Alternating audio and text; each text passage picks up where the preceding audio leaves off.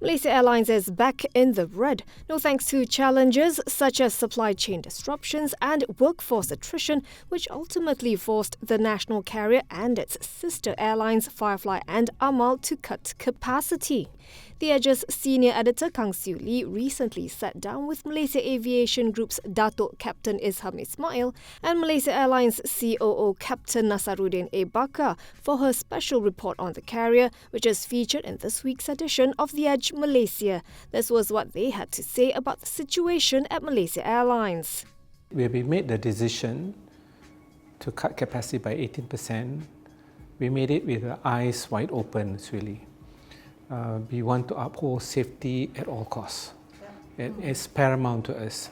And today, as we speak, again, I feel comforted that we make that decision. While it is tough, we have many options available on the table, but safety supersedes all, even to the extent if we were to take a loss for 2024, right? And that was a decision. 18% capacity cut is huge. So I'll give you some context.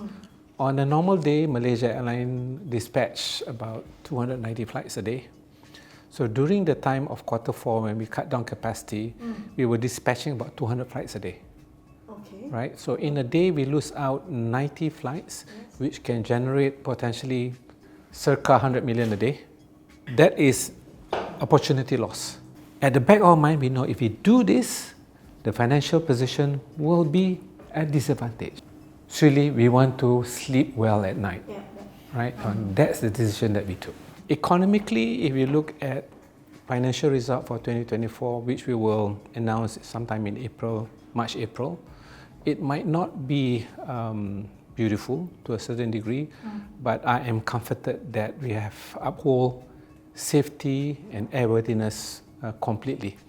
And today I am very confident that Malaysia Airlines will come out stronger in 2025. A shortage of aircraft maintenance engineers was also partly to blame for flight disruptions at Malaysia Airlines last year, with its maintenance, repair and overhaul arm MAB Engineering having faced attrition since 2023. Isham says the carrier has managed to circumnavigate the problem by improving their remuneration packages, but he sees little respites from matters concerning supply chain issues, including shortage of labour. Whether we like it or not, the maintenance skilled workers will be an issue to the industry globally. That is clear, right? That is clear, especially in the area of MRO, maintenance, repair and overhaul. This will continue to be every airline's issue. As we move into 2025, engine that we send to shops, which is supposed to take 55 days before it comes back to us, is taking about 150 days today. Even our MRO facilities, OEM that is handling, doing overhaul our engines, are facing the same constraint of supply chain, human capital and so forth, same problems. So MAG being the national airline, right, it is important for us to continue to train new personnel. And this new personnel is not overnight, it takes years, right? So we have established numerous programs, the likes of accelerated training program for our technicians and licensed engineers, technicians advanced program that we make them engineers, technician development program, trainee aircraft maintenance engineer and technician with training centers in Malaysia. With the 4 programs that we had just now, that we explained just now, we are looking roughly about 200 intakes of LAEs and technician annually.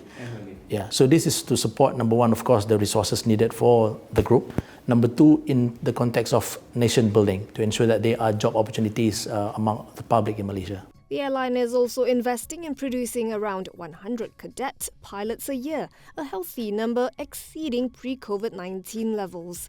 How about MAG's strategy going forward?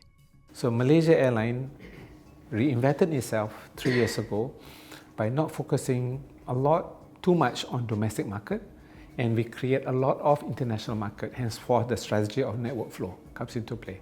With intensified network flow, to a certain degree, when you sell tickets overseas, you sell it in the local currency. So you create yourself a natural hedging environment for your business.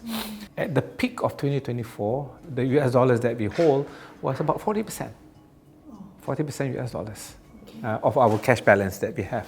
So the strategy of network flow really plays out and benefited Malaysia Airlines over the last 3 years, so to speak. And we believe moving forward, Malaysia Airlines should continue to focus on network. Pre-2017, our domestic income from our business is about 50 to 55%. The remaining 45% was international flow. Coming out from COVID, 2021, we reinvented ourselves. So last year, 2024, the contribution from international market was 90%. Wow. 10% was domestic market.